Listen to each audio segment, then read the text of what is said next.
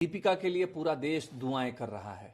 लोग उम्मीद जता रहे हैं कि इस बार टोक्यो से गोल्ड मेडल लेकर झारखंड की दीपिका लौटे। दीपिका के संघर्ष की कहानी भी कम नहीं है। इस मुकाम तक पहुंचने से पहले उसने कई संघर्ष देखे हैं। हम इस वक्त जिस जगह पर हैं, ये एक आवासीय विद्यालय है, APEG आवासीय विद्यालय, जहां दीपिका का घर है। वहां से महज 2 किलोमीटर की दूरी पर है। चूंकि पिता ऑटो चलाते थे, दीपिका की माताजी नर्स हैं, तो दोनों लोगों को सुबह सुबह काम के लिए निकलना पड़ता था। दिक्कतें बहुत थी, दीपिका बहुत छोटी थी, तो पिता ने सोचा कि पास के ही APG आवासीय विद्यालय में उसका दाखिला करा दिया जाए। और ये वो कैंपस है जहां पे दीपिका ने अपने जीवन के शुरुआती 7 साल बिताए।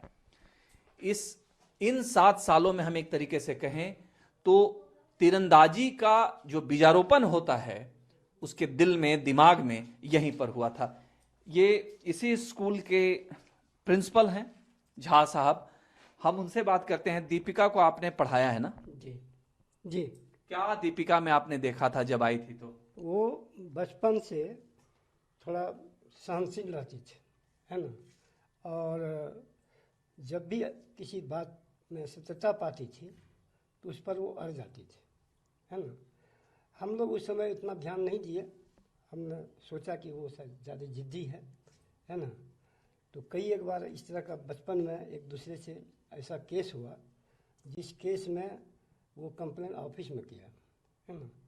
ऑफिस में सोचने समझने के बाद ये देखा गया कि ये सत्य पर आधारित बात पर विशेष विश्वास करती है ना। इसके बाद वो प्रतिदिन समय पर यहाँ आती थी, रहती तो यहीं थी, है ना। समय पर नित्य कर्म अपना करती थी और थोड़ा आज्ञा पालन में वो ठीक थी। हाँ। अच्छा जहाँ साहब, यही कमरे हैं ना जिसमें कि बच्चे रहते हैं? अभी भी चलता है। देखिए ये कमरा है, ये इसी तरीके से कई कमरे हैं इस कैंपस में जिसमें कि दीपिका भी रहती थी। और क्लास जो है वो कक्षा किस तरफ है जहां पे दीपिका की पढ़ाई होती थी? हालांकि 1 से लेकर 7 तक तो अलग अलग कक्षाएं होंगी झा साहब, अलग अलग कक्षा होगी ना? कोई एक कक्षा बताइए जहां आप लोगों का क्या शेड्यूल कैसे चलता था। देखिए ये क्योंकि अभी कैंपस पूरा बंद है कोरोना की वजह से, ये आप देख सकते हैं बेंच डेस्क जो भी है आप कह लें, ये क्लासरूम है। थोड़ा सा अब इसको नए सिरे से बनाने की कोशिश हो रही है।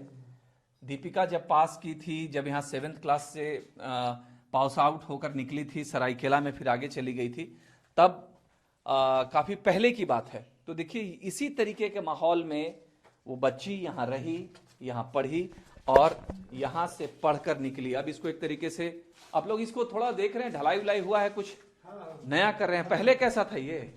पहले नीचे क्लास होता था। नीचे होता था? हाँ। अच्छा, है ना। उसके बाद इसको हम लोग मॉडिफाई किए और अभी तो बंद है ना।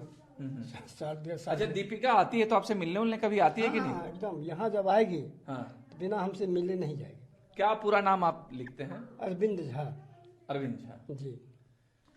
देखिए ये अरविंद झा साहब, हमारा मकसद सिर्फ ये था कि चूंकि हम अर्जुन की कहानियां बहुत सुने हैं महाभारत में, और दीपिका जो है एक तरीके से, जिस तरीके से दीपिका ने तीरंदाजी के क्षेत्र में जो मेडल हासिल किए हैं, खासकर पेरिस वर्ल्ड कप में, वो ऐतिहासिक क्षण रहा है।